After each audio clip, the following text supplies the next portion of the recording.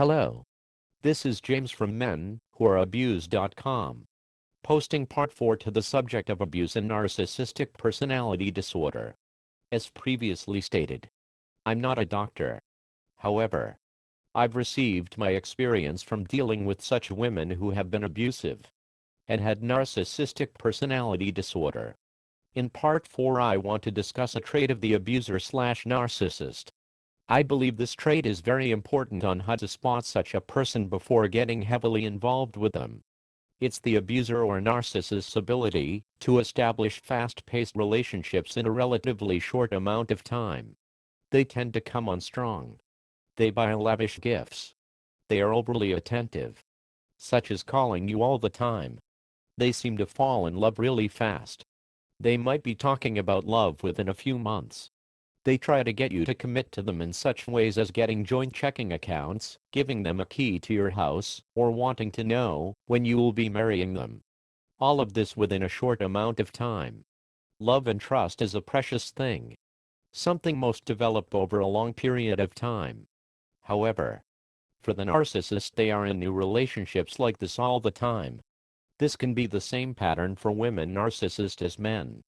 The interesting thing is they tend to be very sexual, very fast, and are in love the next day. The problem or the question you have to ask yourself, is this normal? And how many others is she doing this with?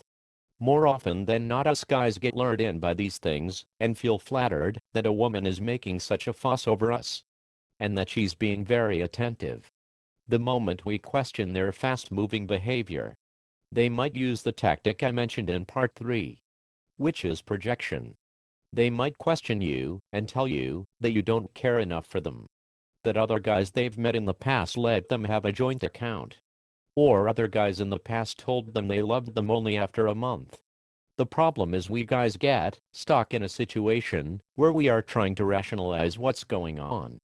This gives the narcissist enough time to apologize after a severe argument. Again, this is a hollow apology, as this is just a way to keep you in the relationship a bit longer for them to try to meet their goals through you. Meaning forcing you to do as they please in making their perfect scripted relationship come true. Because this is just a game and a fantasy script to them. And you are no more than a means to their goals. They see you as an object. No more, no less.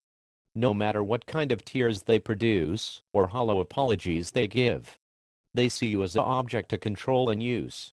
This being said, this woman you're involved with no doubtly is carrying on this act with several men at a time. Again, they make and create relationships with men quite quickly and easily. To them, they don't really have any deep meaning. They just are trying to see which man goes along with the plan of quick marriage, doing other things they please, constantly being their source of entertainment, and accepting their abuse. Their game playing, and the way they carry on multiple relationships is incredible. All without a conscience. I stress this is incredible. Because most men have no idea there are many men in the picture. Reason being the great chameleon act these women have. They know how to put up a good front, so you wouldn't suspect they are the type of girl to do such a thing. For instance, if you are the type that likes a good girl, they will put on the act of a good girl. If you like a girl with more of an edge, they can be that too. All the while doing their best to do and say what you want to hear. Doing all of these things with the hopes it's enough to swindle you into doing the things they want, such as marrying them quickly. Though many of these women try to put on a sweet act in the beginning, they also give themselves away as well. Just their sheer fast-moving behavior. Them calling all the time. Not only calling, but needing to know every detail of what you do and where you do it. But they are reluctant to tell any details about themselves.